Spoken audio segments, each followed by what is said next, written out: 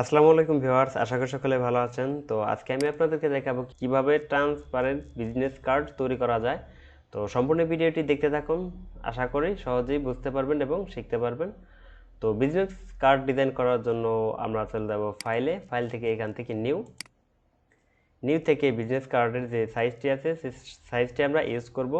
এখানে আপনি চাইলে পেজের নাম দিতে পারেন এবং এখান থেকে প্রথমেই যেটা করবেন এটা ইঞ্চি করে নেবেন। ইঞ্চি করে নেওয়ার পর যে উইথ আছে এটা আমরা 3.5 এবং যেটা হাইট আছে এটা 2 ইঞ্চি এটাই থাকবে। তো এটা রেখে দেওয়ার পর যে ব্লেড অপশন আছে এখানে ব্লেড অপশন আপনি 0.125 ইঞ্চি করে দিবেন। করে দেওয়ার পর ক্রিয়েট করে দেওয়ার পর এরকম একটি পেজ পাবেন। পেজ পাওয়ার পর এখন আমাদের সেফটি এরিয়া নিতে হবে, যে এরিয়াটার মধ্যে আমাদের সম্পূর্ণ ডিজাইন বা টেক্সটগুলো থাকবে। তো সেফটি এরিয়া নেওয়ার জন্য এখান থেকে চলে যাবেন টুলবার থেকে এখান থেকে রেক্টেঙ্গেল টুল নেওয়ার পর একটি ক্লিক করবেন। ক্লিক করার পর যে আর্টবোর্ডের সাইজ, যে বিজনেস কার্ডটার সাইজ, ওই সাইজের একটি রেক্টেঙ্গেল নেবেন। যেমন এটা আছে 3.5/2 নিয়ে ওকে করে দিবেন। ওকে করে দেওয়ার পর এটার যে ফিল কালার আছে এটা নান করে রাখবেন এবং এটা অ্যালাইন করে দিবেন। অ্যালাইন করে দেওয়ার পর এটাকে সিলেক্ট করবেন। সিলেক্ট করার পর সিলেক্ট থাকা অবস্থায় চলে যাবেন অবজেক্ট থেকে পাথ থেকে অফসেট পাথে গিয়ে এখান থেকে করে দেবেন আপনারা -0.125।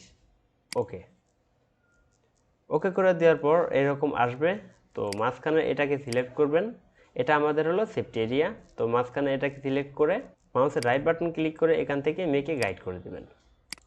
তো দেখতেই পাচ্ছেন আমাদের মেকে গাইডটি হয়ে গেছে। তো এটাকে সিলেক্ট করে কিবোর্ড থেকে কন্ট্রোল প্রেস করে লক করবেন এবং এটাকে ব্যাকস্পেসে কেটে দিচ্ছি। তো এটা মূলত আমাদের সেফটি এরিয়া। তো এবার কি করবেন, এবার আবার চলে যাবেন টুলবার থেকে এখান থেকে রেক্টেঙ্গেল টুলটি সিলেক্ট করবেন, আবার আগের মতো একটি ক্লিক করবেন এবং উইথটি নেবেন 3.5 ইঞ্চি বাই 2 ইঞ্চি। ওকে করে দেওয়ার পর এটা আবার অ্যালাইন করে নেবেন। অ্যালাইন করে নেওয়ার পর যে এটার স্ট্রোক আছে এটা নান করে রাখবেন। এই যে ফিল কালার যেটা আছে এটা একটি কালার দিয়ে রাখছি। তো ফিল কালারটি সিলেক্ট করবেন। সিলেক্ট করার পর এটার উপরে আমরা ইফেক্ট অ্যাপ্লাই করব। তো এটাকে সিলেক্ট করবেন। সিলেক্ট করার পর এখান থেকে চলে যাবেন ইফেক্ট থেকে এখান থেকে দেখতে পাচ্ছেন ইফেক্ট গ্যালারি।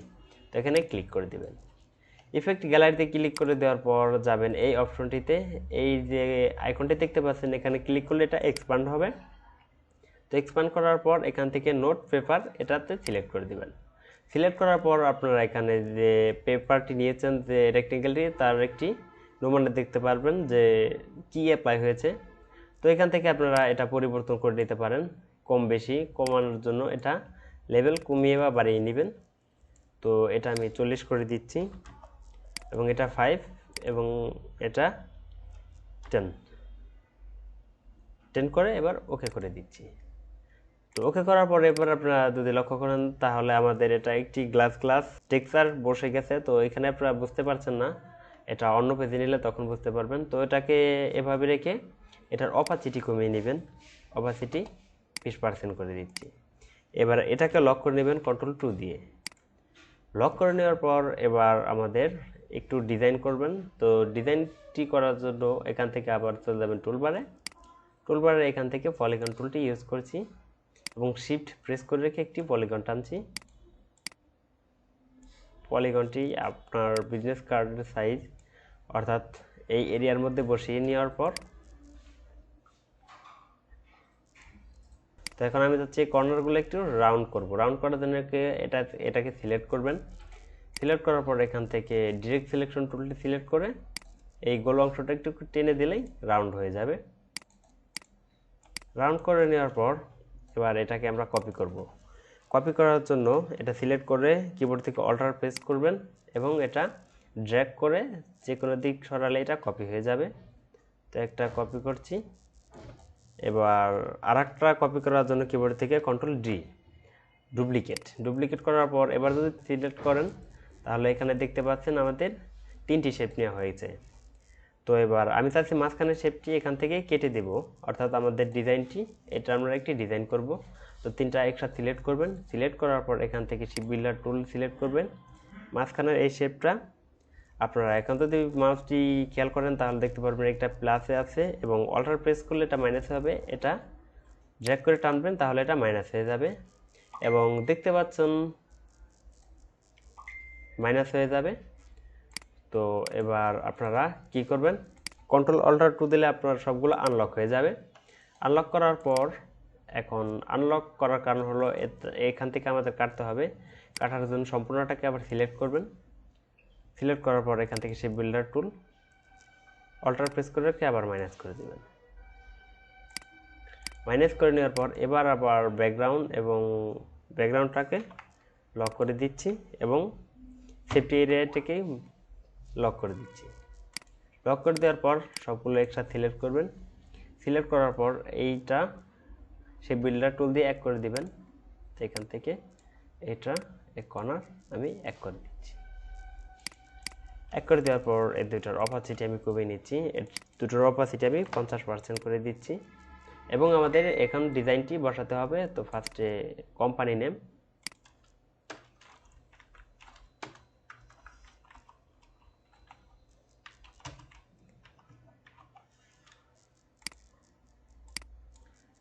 এটার ফন্ট চেঞ্জ করে দিচ্ছি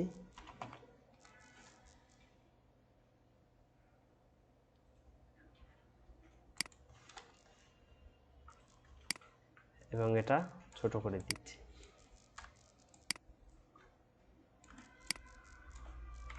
কোম্পানির নেম বসাবেন এবং এটাতে যে এলিমেন্টগুলো আমি ইউজ করব সেগুলো এখানে এনে রেখেছি।